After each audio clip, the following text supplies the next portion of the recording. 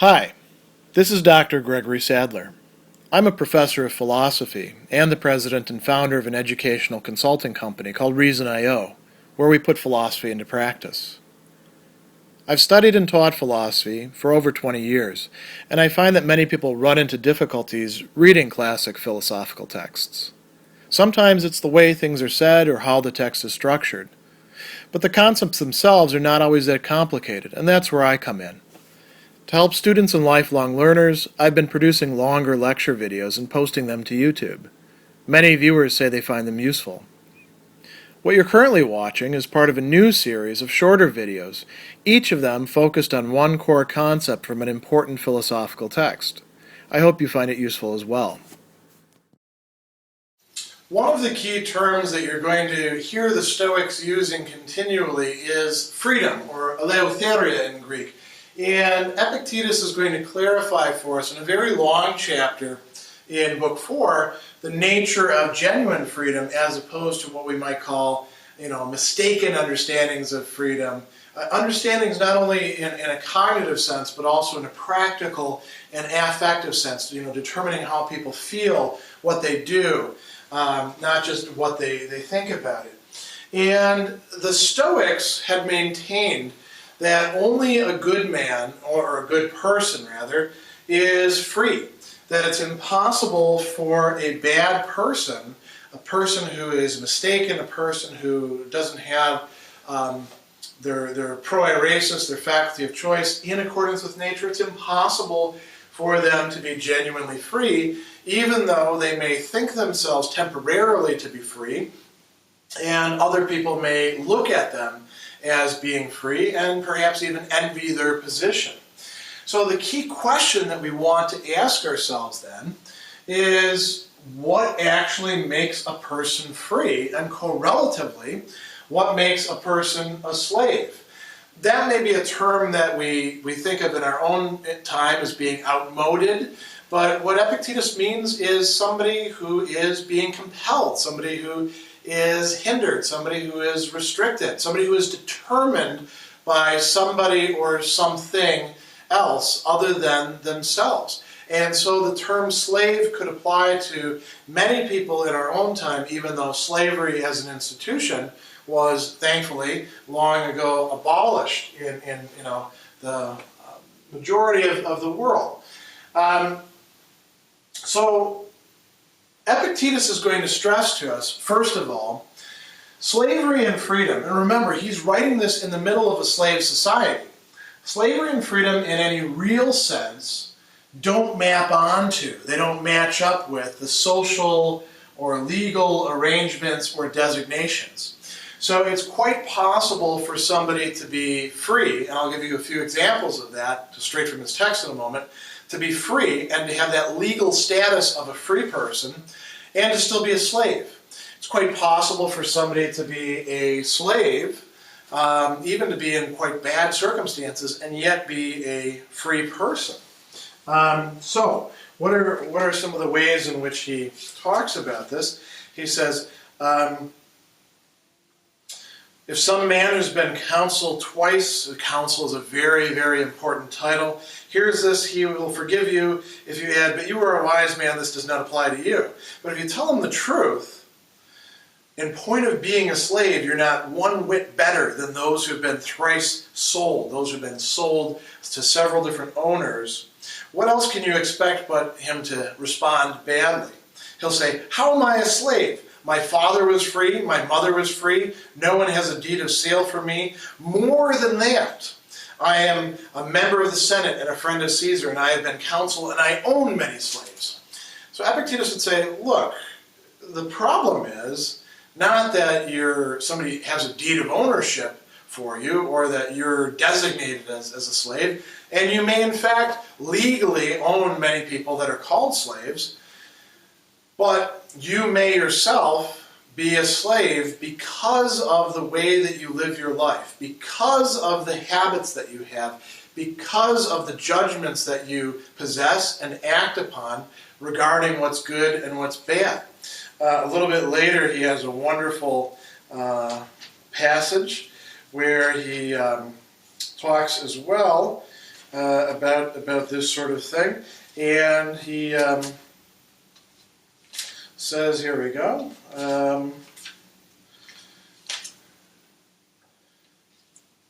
Wealth does not make a person their own master, nor does a consulship, nor a province, nor a kingdom.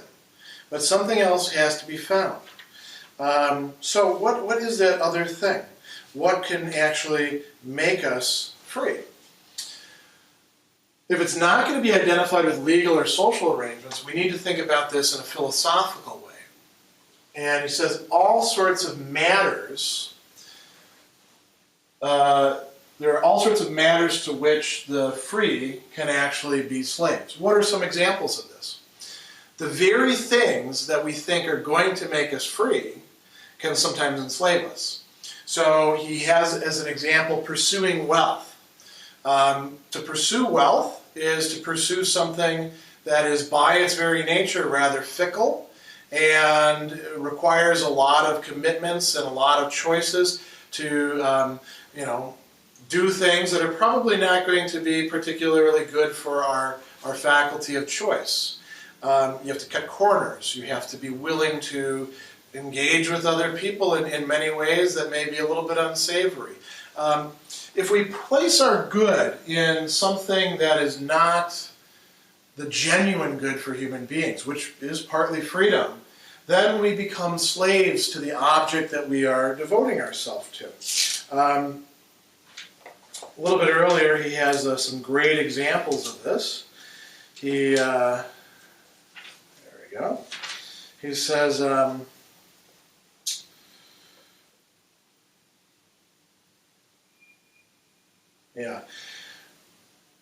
doesn't it strike you as having to do with being a slave for a man to do something against his will, under compulsion?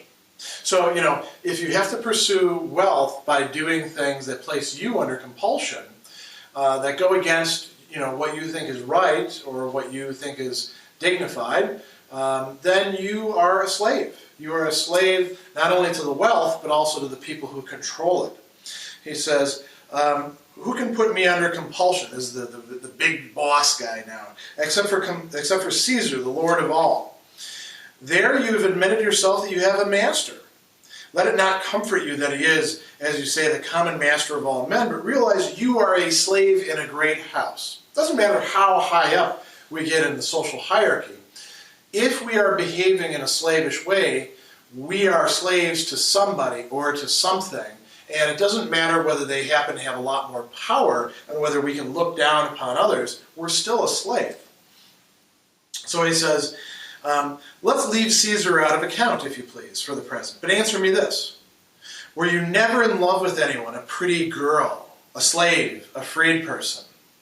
What then has that to do with being either slave or free? Were you never commanded by your sweetheart to do something you didn't wish to do?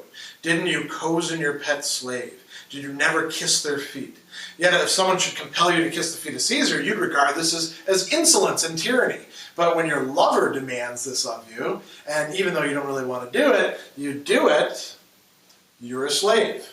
You place yourself under somebody else's power by desiring something that they, in fact, have power over and you don't. Something that they can give you or not give you if they choose. So he says, what else then is slavery? Did you never go out at night where you didn't want to go? Did you never spend more than you wanted to spend?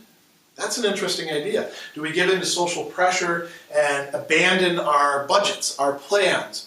That is, in a certain respect, to be a slave. He says, well, if you're ashamed to admit such things about yourself, observe what Thrasonides says and does, a man who had served on so many campaigns. First, he went out at night when Geta hasn't the courage to go abroad, but if the latter had been compelled by him to do so, he would have gone out crying aloud and bewailing his bitter slavery. And then what does this guy say to him? A cheap little wench has made of me a perfect slave, of me, though never a one among all my foemen might. And Epictetus says, wow, how the mighty have fallen. To be a slave of a cheap wench. Why do you call yourself free? Epictetus is basically saying to us, we need to think about what it is that we tell ourselves we can't do without. What is it that we allow to have control over us? And it's not just a matter of those things having control over us. It's also a matter of the people who control those things, thereby also having control over us as well, whether they realize it or not. There are many different possible ways we can go wrong with this. So, what's the opposite? What does it mean then to be actually free? At one point he talks about being free means being independent, having self-governance, not in everything, but in what is actually one's own, one's faculty of choice, how one thinks about things, how one feels about things, how one chooses. That is something that does lie in our power. If we don't want to be slaves to fear, we don't have to be slaves to fear. If we don't want to be slaves to sexual desire or some sort of addiction or social pressure, those are things that Epictetus says lie within the scope of our power. It may be very difficult to go against them, but not impossible. He also says, living as one wills, free of compulsion. This is in the very beginning. He says, what does it mean to be free? He is free who lives as he wills, who is subject neither to compulsion nor hindrance nor force, whose choices are unhampered, whose desires attain their end, whose aversions do not fall into what they would avoid. Another thing that he points out too, this is very important, it's not just being able to do what we desire, because we've managed to control our desires and make them rational. It's also being in the truth, not being in a state of error. To be in a state of error is to be in a state of slavery. That's part of what he's connecting up there. So he says, being in truth, acting rightly, possessing the good. A little bit later he says, who wishes to live in error? No one. Who wishes to live deceived, impetuous, unjust, unrestrained, peevish, abject? No one. And here we come again to this conception that there is no bad person who actually lives as they want to, and accordingly no bad person is free. Only the good can actually be free. He goes on, who wishes to live in grief, fear, envy, pity, desiring things and failing to get them, avoiding things and falling into them? Nobody. Do we find then any bad people who are actually free from grief or fear, not falling into what they would avoid, not failing to achieve what they desire? No. That's a way of becoming a slave. Now, he also says something very interesting about halfway through the chapter, which is that many people who are what he is calling slaves imagine to themselves that if they just change their condition a little bit better, that they will then become free. So freedom is always over the horizon rather than inside of them where they could actually realize it. And so they're displacing it to externals. How does this actually work?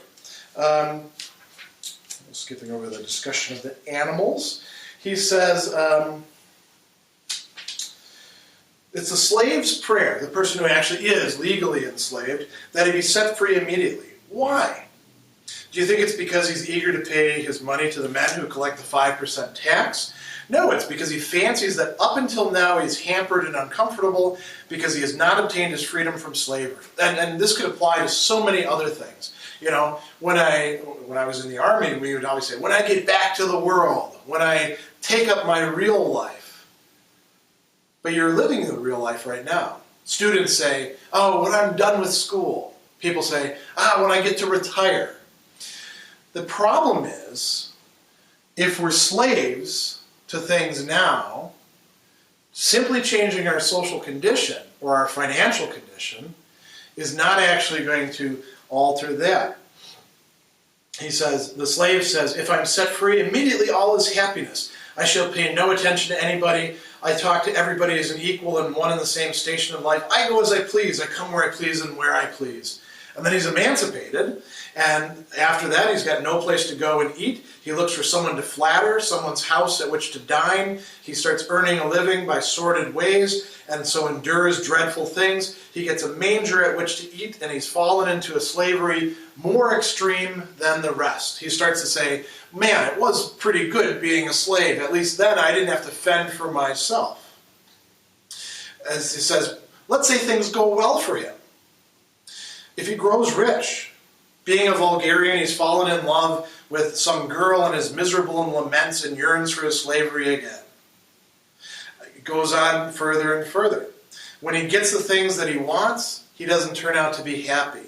He says, if I serve in a campaign, I'll have adventure, right? I'll get honor. I'm rid of all my troubles. He serves in a campaign. He submits to all that a jailbird suffers, but nonetheless, he demands a second campaign and a third. After that, he adds the very colophon, his honor, and becomes a senator. Then he becomes a slave as he enters the Senate. And he serves in the handsomest and sleekest slavery. The slave constantly imagines that if he can just alter his condition, he is going to be better off. But Epictetus would say if you want genuine freedom, you have to attend to the real conditions for it. You have to free yourself of these desires for things that you don't have control over, and aversions to things that you don't have control over either, and focus upon the things that you actually do have control over and how to improve your faculty of choice, your character. So that is the nature of genuine freedom as opposed to slavery for Epictetus.